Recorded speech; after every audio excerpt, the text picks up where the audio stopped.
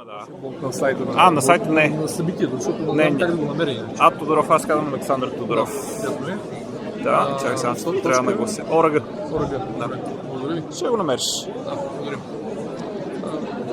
Чакай. Другото май трябва по-наляво да е, защото тук преди... Да, те много постоят там в това са. Да, предишното не се е фанало много добре. Даже си мислих дали да не го вратна, обаче... Трябваше да го вратнеш, да. Да. То няма ли възможност да усили експозицията, защото виж как заради това всичко останало става тъмно. Не, то така се вижда. Иначе окей, така ли?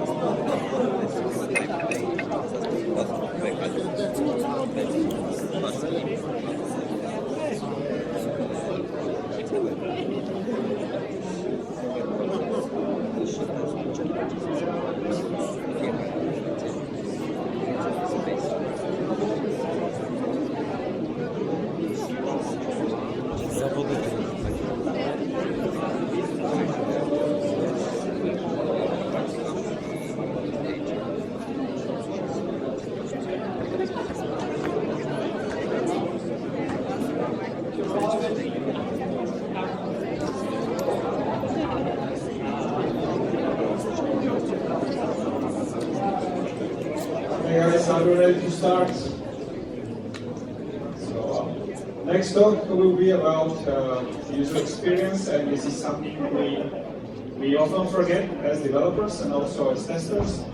We don't really test for user experience that much. And Borislav is here to tell us more about this subject. He's not a developer, mind you. He's in marketing, and let's hear his perspective. So take it away.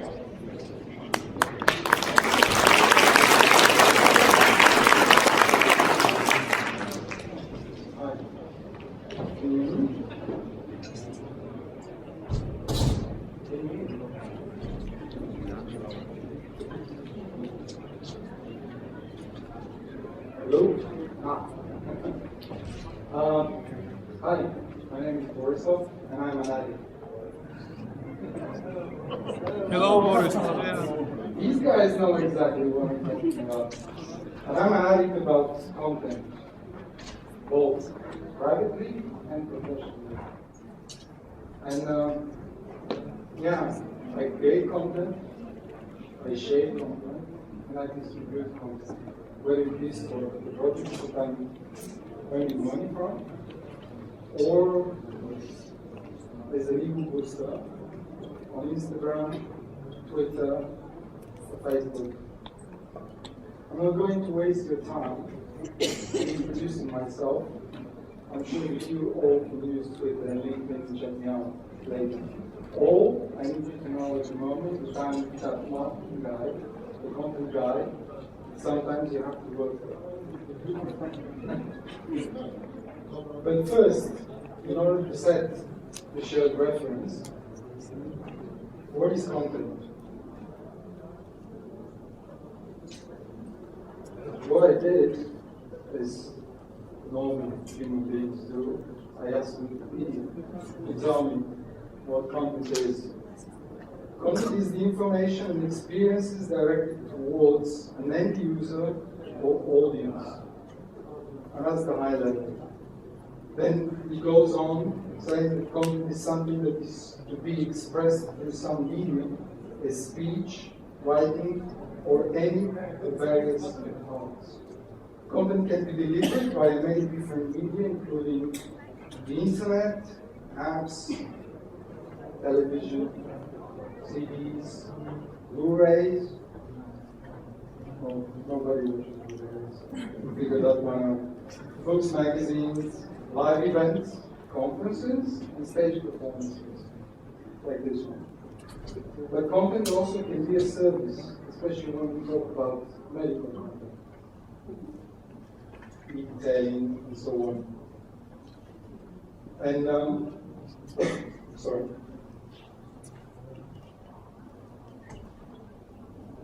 Let's do a little bit of an overview.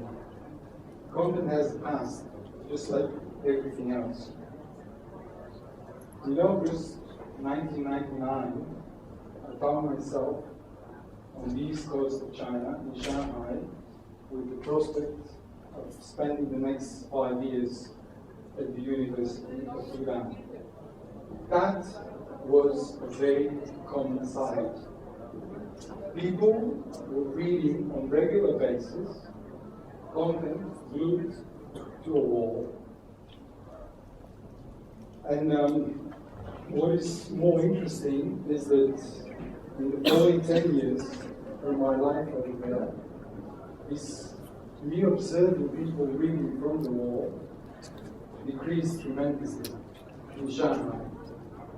But by the time that I left in 2009, many people inland were still doing it, no matter the fact that they had smartphones or computers at home. All this, I'm sure, well, we're rather young, but maybe those that are not millennials used to watch in the evening, the whole family gathered together, TV. That was a common experience with content through visual means. That's an original Bauhaus design in the 30s. My grandparents used to have one pretty much like this one. I wonder what happened to it. It's a really nice collectible. And it was a piece of art. The problem was that you couldn't really hold it for more than 5 minutes. Otherwise, you might strain a muscle. But the sound was perfect. The design was perfect. My grandmother used to work in the administration of a textile company, and every time when I visited her, I was really young, a small child, I used to see all these cupboards, files, and folders from the floor to the ceiling, and this is how we were organizing content before digital came in. We used to think analog, we used to read analog, we used to call analog, we used to arrange things analog, we used to do everything analog, but the old days are gone, almost. And content has a present. Now, almost everyone forgot to look around when they cross the street because they look at their phone. They work digitally, or at least the ones that have a higher education. Even the thermoregulator at home can be digital. Or the toilet. This is actually bad news for the mobile phone manufacturers, because with this kind of toilet, people will less stare at the screen, but more play with the smartphone. Let's look at some numbers. By the way, these are a bit old from 2013, but they're still staggering. You probably know most of them. 86% of mobile internet users use their device while watching TV. How many of you actually use more than 2 devices while watching TV? So I'm not the only one. Adults spend more time on mobile media than they do on newspapers and magazines combined. That's actually rather old, because now everybody gets their news from Facebook. 99% of smartphone owners use their mobile browsers at least once a day. 46% of consumers will not return to a mobile site that is not working properly. That percentage actually is a little bit small from what I have encountered. 74% of consumers will wait 5 seconds for a web page to load on their mobile device before abandoning the site. This is big. 39% of the businesses do nothing to make their site mobile ready. That's a problem. That's a problem because if it's not mobile, and we live in the mobile age, then you're not going to reach your target audience. You're not going to be able to sell what you're selling, and you won't be able to get data about the user. Of course, content is not only for mobile or desktop. There are so many other things, like game control, digital TV, even voice recognition, voice assistants, smart home devices, like the Nest that we were looking at just before. Transportation, no, Tesla is completely digital. Digital info panels, and all things smart in general. Now, I've been working with content for the past 12 years. And at the same time, I've been working with designers, developers, coders, to bring that content out there. And I have noticed a few things in my discussions, in my meetings, in our projects together that I would like to share with you. Content has a shape. In 2012, a week before Christmas, I went to Innsbruck, Austria, to visit the Christmas market. It's really famous. It has probably the best strudel I've ever had. And the blue wine is not made out of red wine. It's made out of white wine. And it has this peculiar but very nice taste.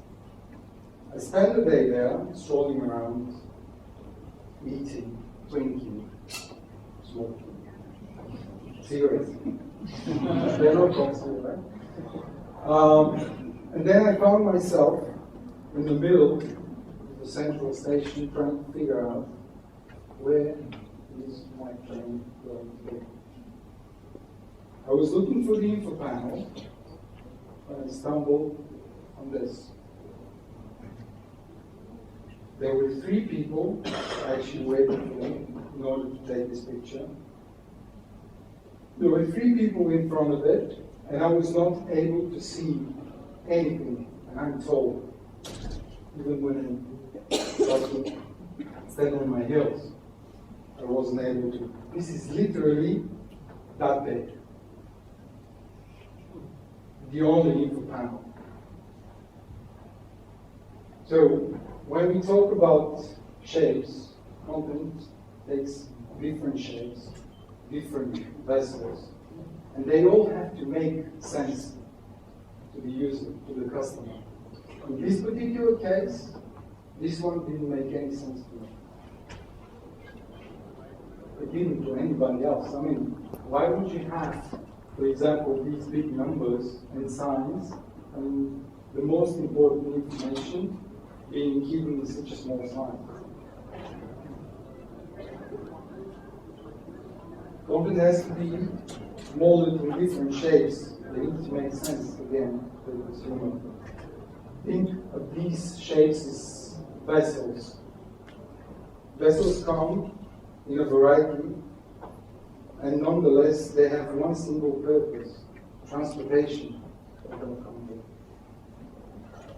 Additionally to that, however, these vessels need to be taking a form that allows to be used in a most frictionless for the user, for the customer way.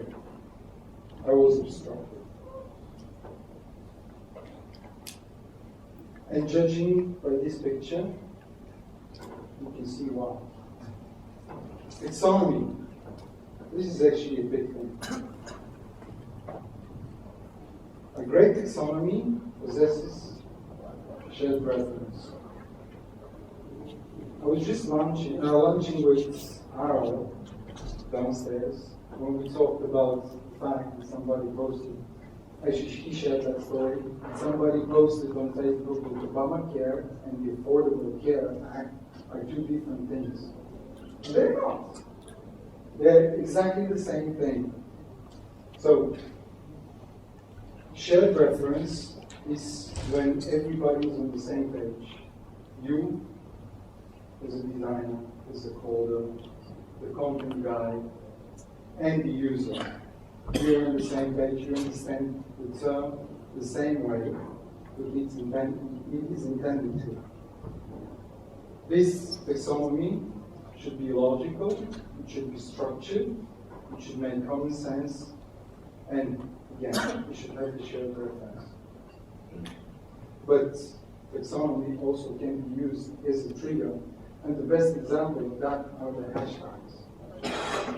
You click, you tap on a hashtag, and it brings you all the relevant content published on Twitter, Instagram, and some other places. It's just a collection that pops up. Brevity, but not in the sense that you have to keep everything short. Content sometimes makes sense to be longer. So, for example, if you receive a short email message concerning your mortgage, it's probably a spam. It has to be longer than that. It has to include all the legal information and so on. On the other hand, another example of keeping things short, you don't have to be like Twitter, 140 characters limit for your thought. But the best advice that I can give you is to keep it simple. Content should be just enough in terms of size. It has to be to the point, because if there are distractions, these are equally dropouts. It has to be relevant. It has to make sense. I mean, we all know that users and customers, they perform tasks.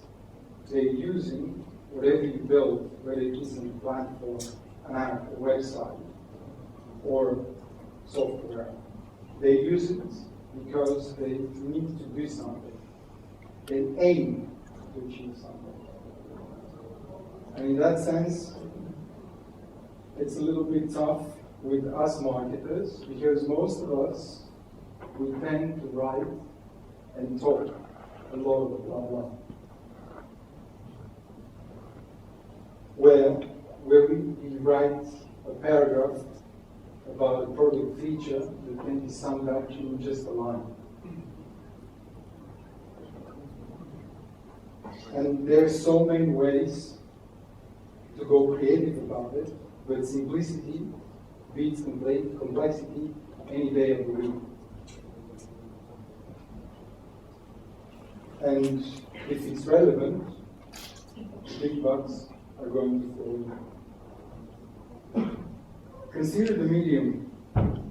The other day, when actually a few weeks ago, I was preparing this presentation, I was thinking what I want to say today. When I stumbled on a tweet sent by a friend who was actually in the printing business with a design background, who literally tweeted, when you're working on design, sometimes content doesn't fit in the print. Sometimes you have to break the grid. And that's the thing. I believe that everything that you do as a designer, as a programmer, as a coder, should have content as the base. It shouldn't be just out of driven by the design itself or by the code itself. Then you have to think about devices, touch points, possibilities, challenges, and so on. And it's not only about the amount of lines and pixels or other data the vessel can transport. It is also about the tone and the community built around it. And these complicate a little bit things. I can't tell you how many times I've been in teamwork, arguing, making compromises, but at the end of the day, it's achievable. As long as we talk to each other. Us, marketers, and you take. Consider the environment. So, everything that we build, everything that we create as digital professionals is built for a purpose. But that purpose exists in context in an environment. No matter how much we try to live our lives digitally, we still live quite a lot in the analog world. And when the user performs a task, she performs it in a unique environment, and there are different external factors and instructions that can make the user experience or break it completely. And when one designs, these things should be taken into consideration. And his book, for Basic Information Architecture, the brilliant Andrea Resmini wrote that context and information flow in our daily life, no matter whether we're using the digital world or the analog. So, for example, you have an app, but at the same time, you're in the brick and mortar part of the business. Those people that are supplying, those businesses that are supplying the app. So we have to take all these into account.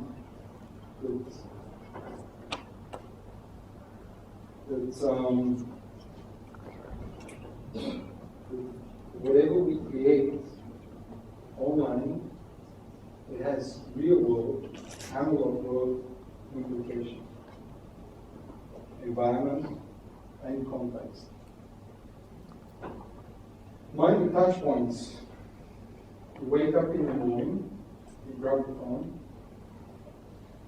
then you go to make coffee, you move to the iPad or whatever tablet you're using, then you go to the office, you continue on your computer, then you move to digital TV when you come back, and so on. And life is so sped up in the last couple of decades. Society moves in a pace that seems more hectic each and every day. Before your project gets to the execution stage, be sure that those touch points are analyzed and at least you brief them out. Because this will help you create better, code better, design better. And aim, of course, for mobility, for context, and for ease of use. That's my favorite one. Cultures. Everybody consumes content differently, but there are patterns, and these patterns are usually observed within the cultural frame. What works here in Sofia doesn't necessarily work in Shanghai. In north of Europe, they like things to the point, simple, nice design, but simple design. In China, everything needs to be of abundance, a lot of it, and preferably in red and yellow. But here in Europe, red is the wrong design. And for many liberals, orange is becoming one too.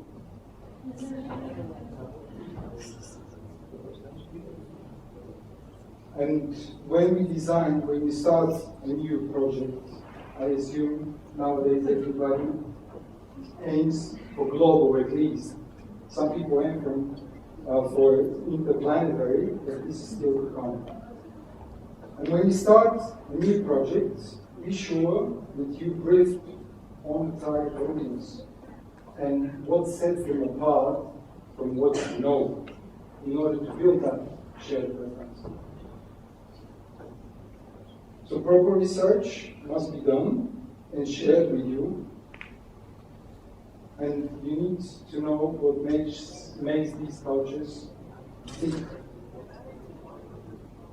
And don't stop just at satisfying the design brief. And if you do that, I promise you that there will be return business.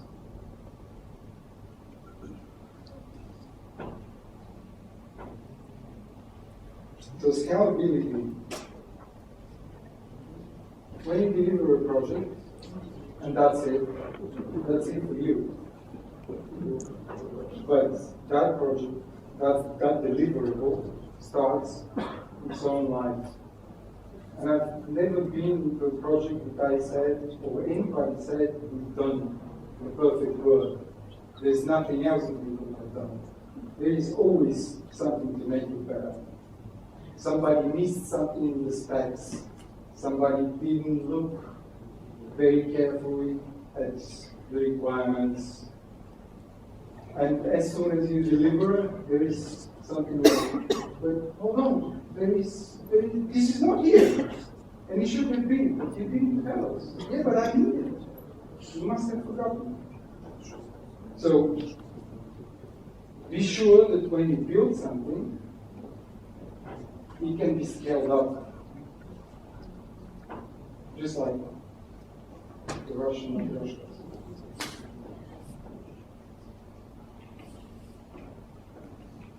Well, have some empathy. That's a buzzword. But actually, if you don't know why you're doing what you're doing, then your creativity suffers.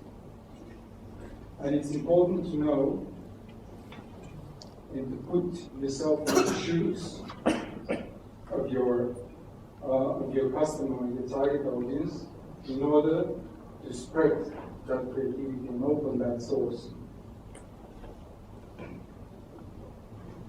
Ethics. Well, previously, some touched that point, but Dunklin delivered this year's Information Architecture Summit closing plenary. You can read it on Medium, you just have to find it there. But he was making the point that we need to design for truth. We need to work for truth. There is too much fake alternative at the moment. We need to be conscious, and we also need to design and work and code for accessibility. Because inclusiveness is what sets you apart from your competition at the moment. And that shouldn't be the case. Content has a future. Well, many people talked about this. We're playing with stuff. We've seen stuff, Minority Report, Star Trek. R2-D2 was shooting an hologram. A lot of things are going to come. And we need to be able to design for them. The vessels are going to get more. The options are going to get more. And very soon, all that clunkiness of the devices, the headsets, are going to go away, and we will all, on a mass scale, feel comfortable using them. So, whether it is VR, whether it is augmented reality, alternate reality, alternative reality, don't design for that one. Be sure that you know what's ahead. More content, a lot more. I bought this book to prepare me for this talk. I don't know if it's clear, but this is my first time that I'm speaking speak in front of such a large audience. So it's a TED Talk book with tips and tricks. And the woman responsible for actually heading the cloud computing at Intel mentioned that by 2020 there will be 40 zettabytes of content, of information. That's a lot. That's 1 billion terabytes. That's 57 times more than the grains of sand on Earth. Don't ask me how they calculated that, because we don't know what's in deep sea. But still, there will be a lot of content. So think about that as well. Integration. How many of you are familiar with WeChat? Okay, so WeChat basically is Twitter and Facebook on steroids. Chinese citizens and users literally don't get out of the app for the whole day. They can do everything there, absolutely everything. They can call a taxi, they can send money, they can order food, they can do anything on any popular platform. And as you can see, the numbers talk for themselves. 500 million users, and that's growing. So there is going to be a lot of integration in the future. Facebook is already working on that. Twitter is also working on that, pushing the TV agenda. Too bad that they lost the Thursday American football games. But there will be YouTube, launch pay TV, along with the comments 3 months ago. So, thank you for listening to me. You can connect with me.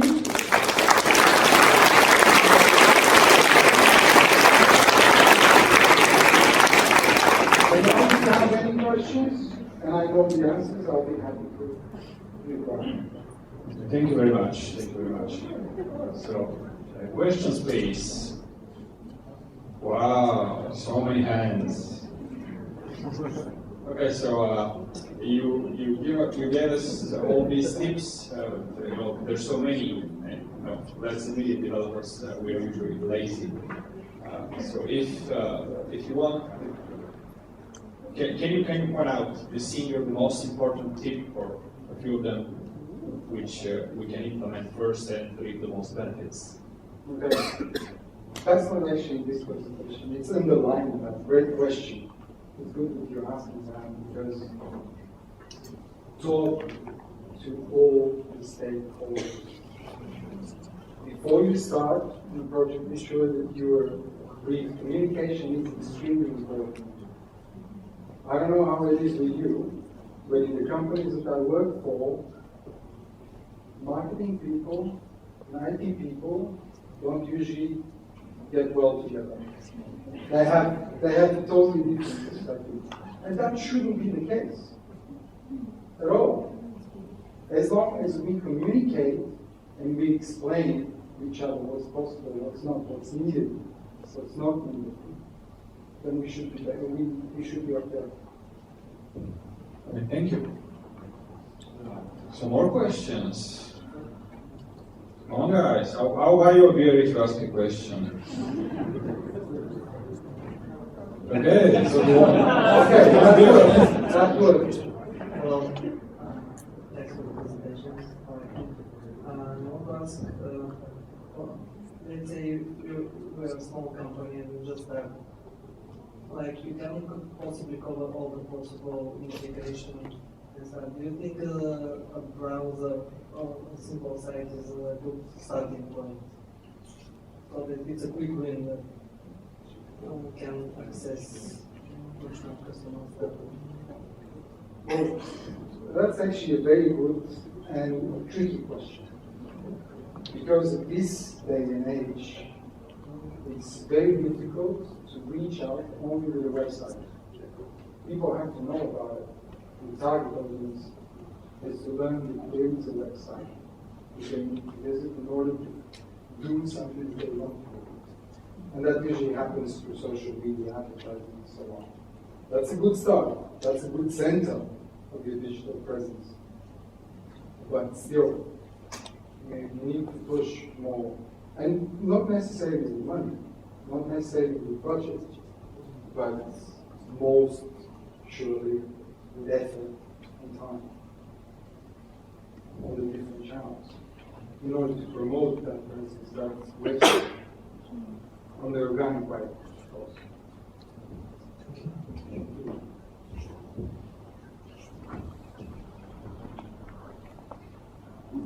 Hello. You mentioned that it's important to communicate between marketers and developers, and I agree, being a marketer in an IT company myself. But have you seen a structure that works for this type of communication? Like daily meetings or sharing a common workspace, anything? Common workspace, that's a tricky one unless you work in an IT company. Because usually we are not even kept on the same floor. So for me, the way that it worked best with designers and with programmers was always the fact, constant update. What are you doing today? Where are we at? What do you plan to do? Do you have any questions? So I would say a proper project management in the communication side, in terms of regular, whether it is meetings face to face, whether it is just being CC'd on emails, that doesn't always work because sometimes they get too much. A water cooler. I live in Germany. Beer works fantastic. Fantastic. Beer works fantastic too. Yeah. Well, yeah. No, it's good. It's good. So, whether it is professional or a little bit outside of the professional, just trying to take the edge off with a beer and discuss. You're still going to talk about that. You're not going to talk about other stuff, politics, football, cars, or whatever. So I would say in short, yeah, communicate more, talk more. If you have questions, don't be afraid to ask them. And if you don't get the answers, chase up. Otherwise, it's not going to work. Thank you. Okay, thank you. So, who's next? Are you raising your hand or just scratching your head?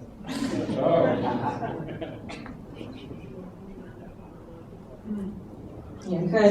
We heard the previous speakers talking about VR in the browser and so on and so on. So today marketing is in Facebook, Twitter, networks like that. In your opinion, what's next? In my opinion, VR is next. And AR as well. But the thing is that, again, what we have now is still clunky. What we have now is still not ready for mass use. And until it becomes mass use, marketers are not going to spend ad dollars on that. On the other hand, I think display advertising is dying. Just as much as textual-based advertising in terms of pay-per-click as well. People simply don't pay attention anymore. So I think that this marketing though is going to make a push and try to figure out new ways, especially in the direction of AR and VR, because these things are the closest to get to implementation on a mass scale. Great question. Okay, we have time for, I think, 2 more questions. Okay, nobody? Come on, first time. Next question, second time. Okay, okay. for a moment there I was worried that nobody wants to talk to me. Yeah. Did you wait for me to go to the front and then raise your hand so I can run? Hi, thank you for the great talk. I wanted to ask you, no matter the medium you're using to present the content, should we follow actually the analogical version of it? Because as a user, UX and UI designers, we should provide the best way for the users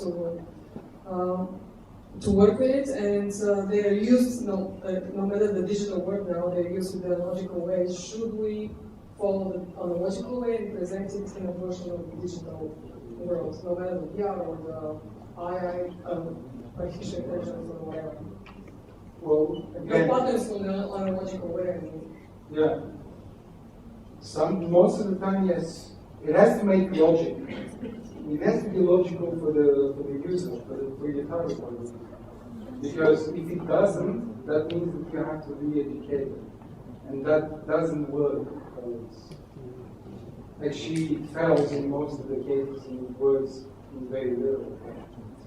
And again, when we talk about mediums, when we talk about environments, we have to be very attentive to the already created,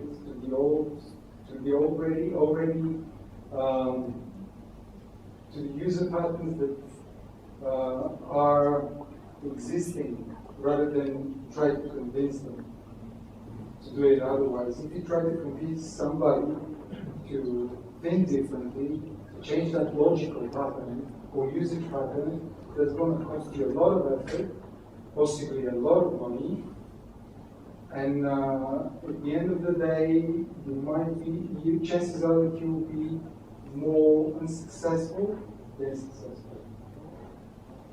Thank you. Thank you. You have a question? Okay. Be careful with the hand. So last question, somebody. Okay, last opportunity. Are you making it on purpose? Actually, I noticed that this side is a little bit more active than the other one. So talking about communicating and between different stakeholders, how do you make sure that they speak the same language? And they ask the same questions because they're in different worlds, and sometimes it's difficult to cross the bridge. Yeah. Actually, it's a pretty good question. Thank you. Every time when you form a project team, for whatever reason, the first thing that you have to do is to form and create that team, bring them together. And one of the requisites of teamwork is actually building that shared reference. Again, communicating. Sometimes at the start, people won't understand each other, but they have to be clear to themselves that if something is not understandable, they have to ask, what do you mean by that? Or did you mean this and this by that? Because we marketers, we tend to think that absolutely everything is possible when we talk to designers and programmers. I mean, there are so many amazing things out there. And when they try to explain why this doesn't work, they do that not in lame words. They do that in a language that sounds pretty much like a rabbit. I know a few words, but I'm very far away from understanding the basic meaning. So, an actionable advice for the tech part of the audience, dump it up a little bit. Try to talk as if you're talking to a child. Explain it lengthy, if you wish. And for the marketers, well, if you are in the digital marketing business, if you are in the UX business, if you are in the content creation business, learn to code a little bit. Not a lot, but just to understand what the hell these guys are talking about. cloud computing also helps a lot. Yeah. So communication. Thank you. I think that was very closing advice. Thank you very much.